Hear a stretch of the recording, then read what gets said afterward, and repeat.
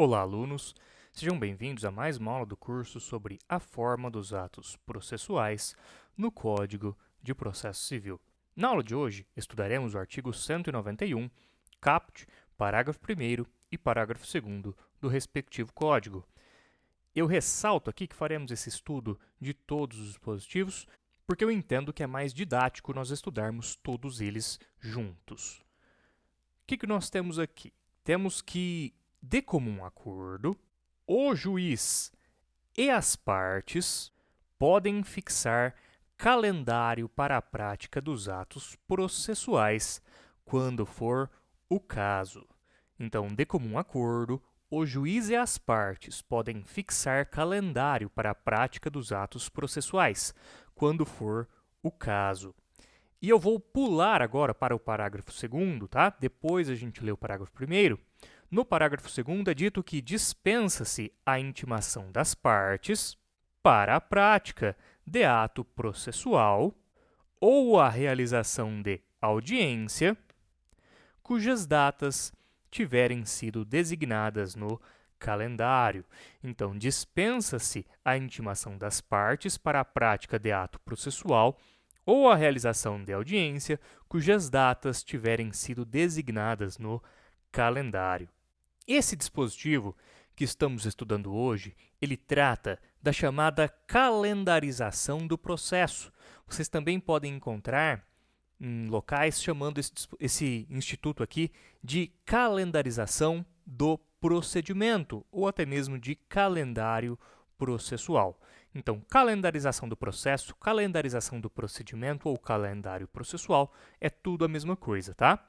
E, embora a parcela minoritária da doutrina sustente que se trata de um negócio jurídico bilateral, prevalece que se trata, em verdade, de negócio jurídico plurilateral. Vamos destacar isso aqui. Plurilateral. Por quê? Porque o dispositivo ele é muito claro, mas muito claro mesmo, ao dizer que de comum acordo, quem? O juiz e as partes podem fixar calendário. Nós percebemos que, em primeiro lugar, nós temos a vontade e, em segundo lugar, nós temos três agentes aqui: as partes e o juiz. Então, pela classificação dos negócios jurídicos processuais que nós vimos em aula passada, nós sabemos que se trata, portanto, de um negócio jurídico plurilateral e não só bilateral, tá bom? Essa é a posição que prevalece na doutrina. E agora, vamos estudar essa expressão aqui, olha, juiz. Aqui é dito que, de comum acordo, o juiz e as partes podem fixar calendário para a prática dos atos processuais quando for o caso. Pessoal, essa expressão juiz, embora o legislador tenha se utilizado dela, é melhor que ela seja interpretada como juízo. Juízo. Por quê? Porque essa interpretação aqui, ela permite que o calendário processual se estenda também às instâncias superiores, além de vinculá-lo aos sucessores do magistrado no respectivo órgão jurisdicional, por exemplo, no caso de férias do juiz. Então, percebam que a expressão que foi usada é juiz, dando a entender aqui a pessoa do magistrado, mas é melhor que nós a interpretemos como juízo, porque essa interpretação ela é mais ampla e ela permite, em primeiro lugar, que esse calendário processual também seja feito em instâncias superiores, além de que também essa interpretação ela permite que sejam vinculados os sucessores do magistrado naquele órgão jurisdicional. Então, por exemplo, se o juiz está de férias, não há problema, porque outro magistrado é designado para ficar lá naquele juízo. E, desse modo, o novo magistrado que foi designado para cobrir as férias daquele primeiro juiz, ele deve, sim, observar o calendário que anteriormente foi previsto, ok? Então, nós temos aqui que, embora esteja escrito juiz, a interpretação como juízo é uma interpretação mais ampla e mais adequada. Agora, vamos para a segunda expressão aqui, olha, partes. Partes. Pessoal, vejam que essa expressão ela deve ser interpretada de forma ampla, tá? Para abranger quaisquer pessoas ou instituições que intervenham no processo e que possam ser afetadas pelo negócio jurídico processual. Por exemplo, o Ministério Público como custos iuris, como fiscal da ordem jurídica, e também a intervenção de terceiros. Então, embora esteja escrito aqui partes, dando a entender a princípio só autor e réu, mas em verdade, essa expressão deve ser interpretada de forma mais ampla, de modo a permitir aqui que o Ministério Público como custos iuris e também as diversas formas de intervenção de terceiros sejam abrangidas por esse termo, tá bom? É possível, todavia, defender-se que é dispensada a anuência dessas outras pessoas ou instituições sempre que o calendário processual não gerar qualquer obrigação ou prejuízo para elas. Então, é possível que se defenda doutrinariamente, racionalmente, que se porventura não houver prejuízo, não se criarem obrigações para essas pessoas, para essas instituições, seria possível que elas não participassem do negócio jurídico processual. Por exemplo, imaginemos que a convenção abranja apenas prazos para o autor e para o réu, sendo possível, nesse caso, sustentar a dispensa da anuência do assistente litisconsorcial. Assistente litisconsorcial este que teve seus prazos legais integralmente preservados. Então, em um acordo que não afetasse absolutamente em nada o assistente litisconsorcial, seria possível sustentar aqui que ele não precisaria integrar o acordo a respeito do calendário processual, tá bom? Agora eu trouxe uma indagação importante aqui, olha, e se for o MP como custos iuris? E se for o Ministério Público como custos iuris? Será que se dispensa a anuência dele quando o acordo não trouxer obrigações processuais a ele ali? Será que sim? Será que não? Pessoal, eu entendo, né? Embora nós encontremos vozes em sentido diverso, particularmente no meu modo de ver, é um pouco mais difícil sustentar que o Ministério Público, como custos iuris, ele seria dispensada a anuência dele, porque quando o promotor de justiça atua como fiscal do ordenamento jurídico, ele não está tutelando os interesses dele ou da instituição. Ele está, em verdade, tutelando outros interesses. E se eu vedo a ele a fiscalização sobre aquele negócio jurídico processual, eu vou estar restringindo a atuação institucional e a proteção daqueles interesses previstos no artigo 178 do Código de Processo Civil. Então, no meu ver, repito, respeitadas as vozes em sentido contrário, no meu ver, o Ministério Público, como fiscal da ordem jurídica, ele ainda deve se manifestar sobre o calendário processual, até para verificar se não está sendo ali imposta alguma obrigação desarrazoada para a parte incapaz, ou se o interesse público que ali está em jogo não está sendo violado com a concessão, por exemplo, de um prazo muito curto. Enfim, é possível, no meu entender, que o Ministério Público fiscalize sim esse negócio jurídico processual.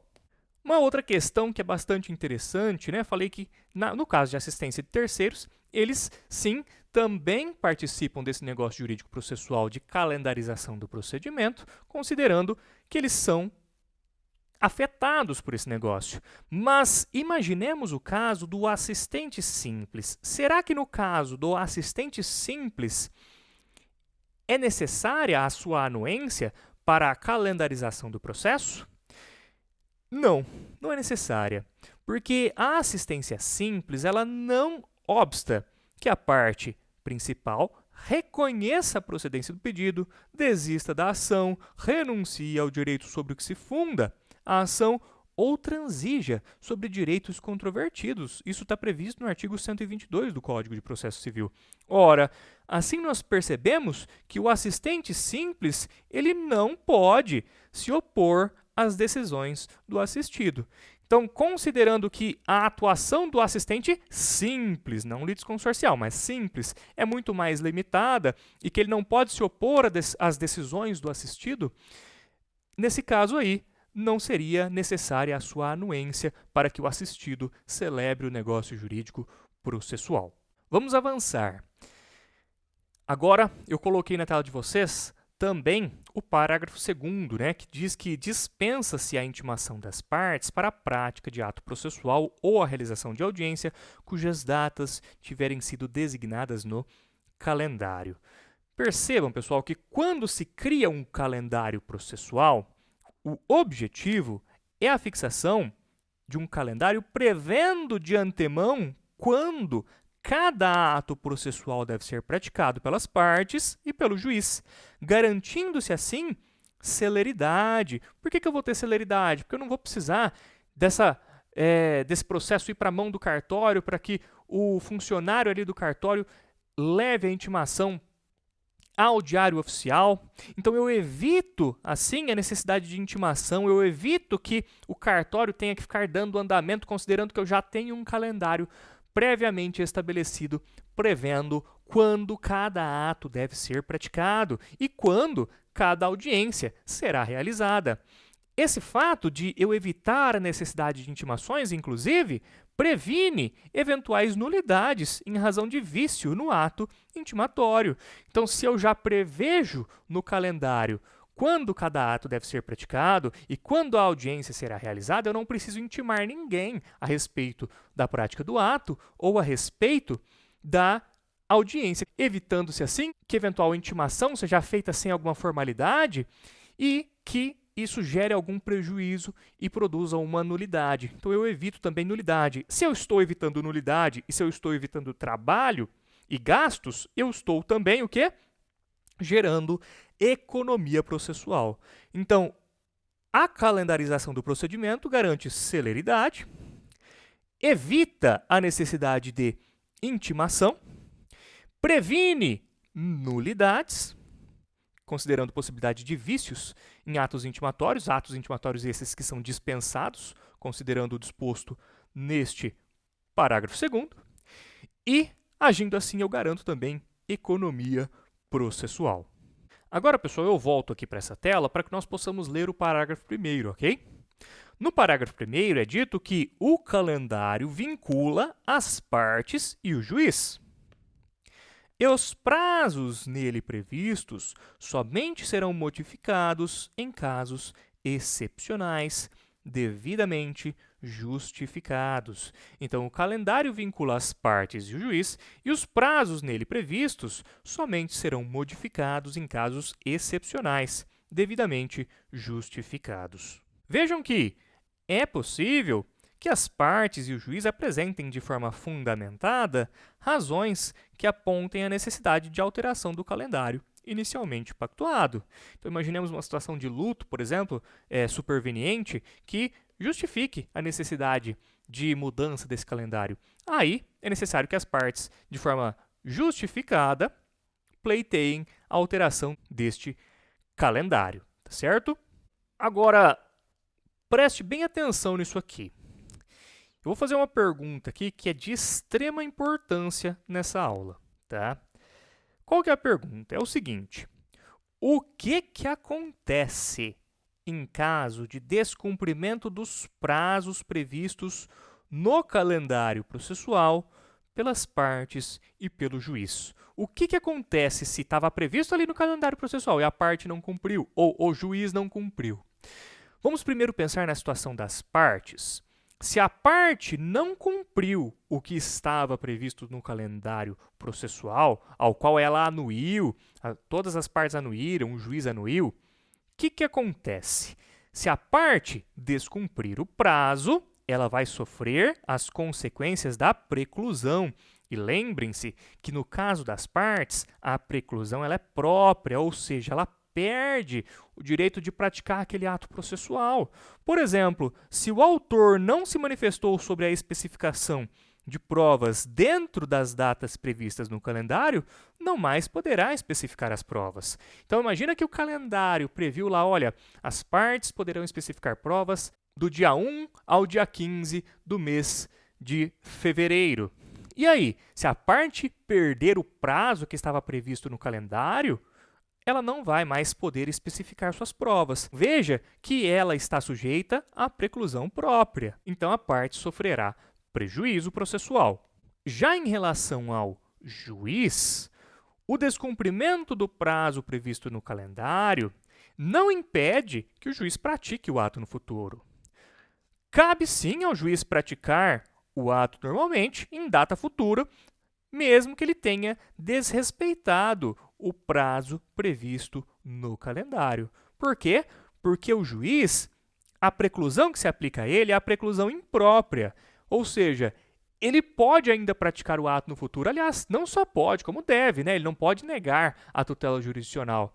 Então, o magistrado, se não respeita o prazo ao qual se obrigou ali no calendário processual, se ele não respeita, ainda assim, ele poderá sim praticar e deverá, inclusive, atuar no processo, praticando os atos, mesmo que fora do prazo estabelecido, tá?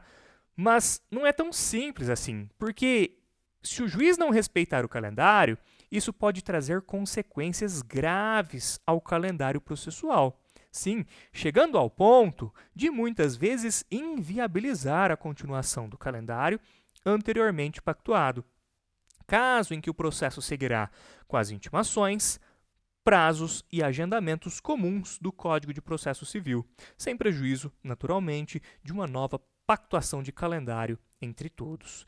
Então, o que eu constei aqui para vocês é o quê? Atentem-se que se o juiz descumpre o prazo que a ele cabia, muitas vezes isso vai gerar consequências. Isso vai atrapalhar que outras previsões do calendário processual sejam cumpridas. Então, há um efeito em cadeia. E sempre que isso ocorrer, inviabiliza-se a continuação do calendário anteriormente pactuado. Se eu inviabilizo o calendário anteriormente pactuado, o que eu faço? Eu continuo a seguir com o processo normalmente pelas regras comuns do Código de Processo Civil. Então, se antes não precisava intimar, se antes as partes já estavam cientes da data da audiência, da data para a prática do ato processual, etc., sem necessidade de intimação, a partir do momento em que o juiz inviabilizou a continuidade daquele calendário, todos os atos, a partir daí, vão depender de intimação. Não dá mais para eu seguir o calendário quando o juiz inviabilizou a sua continuidade. Então, vamos frisar aqui, se de fato houver inviabilização considerando o descumprimento do prazo pelo juiz, aí desconsidera-se o calendário anteriormente pactuado e o processo segue pelas regras comuns do Código de Processo Civil, através de intimações, de agendamentos regulares, conforme prevê o Código, e desconsiderando-se aquele calendário anterior. Sem prejuízo, naturalmente, de uma nova pactuação. Pode acontecer de, olha, não dá mais para seguir o calendário antigo. O efeito em cadeia produzido pela omissão aqui do magistrado de não cumprir o prazo acabou gerando um prejuízo muito grande. Não dá mais para seguir aquele calendário antigo. Não tem prejuízo nenhum de todo mundo se reunir de novo e prever uma nova pactuação de calendário, um calendário novo. Olha, juiz, você descumpriu aquele ato, mas vamos nos juntar todos e vamos combinar um calendário novo. Não tem problema nenhum. Constei aqui também que, embora para o processo não tenha a consequência de preclusão própria para o juiz, o descumprimento injustificado do prazo por ele pode gerar, naturalmente para ele, consequências na sua respectiva corregedoria ou perante o Conselho Nacional de Justiça. Agora vamos pensar aqui uma situação hipotética. Imaginemos que foi previsto no calendário que a audiência de instrução seria realizada em 30 de agosto. Foi previsto também no calendário que as partes teriam até o dia 10 de setembro para apresentarem suas alegações finais escritas. E foi previsto também no calendário processual que o juiz teria até o dia 30 de setembro para sentenciar. Então, dei aqui um exemplo com 3 possíveis atos. Cada um eu coloquei numa cor da tela de vocês. Imaginemos que o juiz, nesse caso aí, ele faz o quê? Ele desmarca a audiência que estava prevista para 30 de agosto. Ele desmarcou. Ora, se ele desmarcou a audiência do 30 de agosto, percebe que há um efeito em cadeia? Automaticamente, o calendário ele é prejudicado. Sim, porque se a audiência de instrução foi desmarcada, eu não consigo mais apresentar as alegações finais até 10 de setembro. Assim como o juiz não vai mais conseguir sentenciar até 30 de setembro. Ora, se isso acontece, aí os futuros atos dependerão de intimação das partes, inclusive o ato de agendamento de uma nova data para a audiência, com aquela observação que eu constei para vocês anteriormente, de que, sem prejuízo, que as partes se reúnam e criem um novo calendário de comum acordo, caso em que, nesse caso aí de novo calendário, a intimação será dispensada. Então, veja como que, se o juiz não praticar o ato, embora ele não esteja sujeito à preclusão própria, por quê? Porque o ato vai ter que ser realizado depois, o processo, ele continua a existir, ele vai ter que ter o seu regular andamento, mas esse ato do juiz de descumprimento do calendário gera consequências e muitas vezes inviabiliza que o calendário continue a ser seguido, caso em que o processo vai seguir normalmente pelas regras do Código de Processo Civil. Então ele vai designar uma data futura para audiência e aí todo mundo vai ter que ser intimado porque não estava no calendário. Aí todos os atos posteriores serão regidos pelo Código de Processo Civil, sem prejuízo, naturalmente, de um novo calendário a ser feito por todos. Vamos imaginar agora uma situação hipotética 2. Imaginemos que foi previsto no calendário que o juiz sentenciaria até o dia 8 de fevereiro. E foi previsto também no calendário que as partes teriam até o dia 28 de fevereiro para recorrer da decisão. Então, ele tinha que sentenciar até o dia 8 e as partes teriam até o dia 28 para recorrer. E elas concordaram, falaram, olha, eu dispenso intimação, eu vou seguir aqui o que está no procedimento. O senhor sentencia até o dia 8 e a gente tem até o dia 28 para recorrer. Pessoal, se porventura o juiz não sentencia até o dia 8, fica naturalmente o quê? Prejudicado o prazo para recurso previsto no calendário. Aí não tem como seguir. Então, aí o dia que o juiz sentenciar, depois do dia 8, o que vai acontecer? Ele vai ter que intimar todo mundo. Todo mundo tinha concordado lá atrás que se o juiz sentenciasse até o dia 8, não era necessária intimação. Todo mundo ia acessar os autos para ler a sentença. Todo mundo se comprometeu a isso. Mas como o juiz não cumpriu, se ele não cumpriu, quando ele sentenciar, ele vai ter que intimar todo mundo regularmente, segundo as regras do Código de Processo Civil. E por fim, eu trouxe aqui para vocês também uma informação de que o calendário processual ele pode ser construído durante o processo ou antes mesmo de o processo ter sido iniciado. Veja que o dispositivo, nenhum dispositivo aqui do artigo 191, nem o caput, nem os parágrafos, prevê o momento exato em que o negócio vai ser praticado. Isso dá muita liberdade. Então é possível que mesmo antes do processo ser iniciado, já seja feito um calendário processual e, na própria petição inicial, o autor apresente esse calendário ao juiz como uma proposta, que naturalmente vai ter que conter a anuência de autor, réu e magistrado para que, de fato, esse negócio jurídico processual seja celebrado e produza os seus efeitos. Mas não há nenhum prejuízo, não há nenhum problema de, mesmo antes da instauração do processo, ser elaborado esse calendário e ser apresentado ao juiz como proposta na petição inicial. O que é o mais natural? O mais natural é que, se for celebrado o calendário processual, ele seja celebrado, na verdade, durante o processo, não antes. Mas não haveria qualquer vício se essa proposta fosse apresentada já na petição inicial. Ok? Então é isso. Espero que vocês tenham gostado da aula. Por favor, compartilhem o vídeo nos grupos, compartilhem com amigos, com grupos de faculdade, grupos também de concursos, para que o canal consiga crescer e que mais aulas possam ser aqui disponibilizadas, tá bom? Um abraço para vocês e até a próxima aula.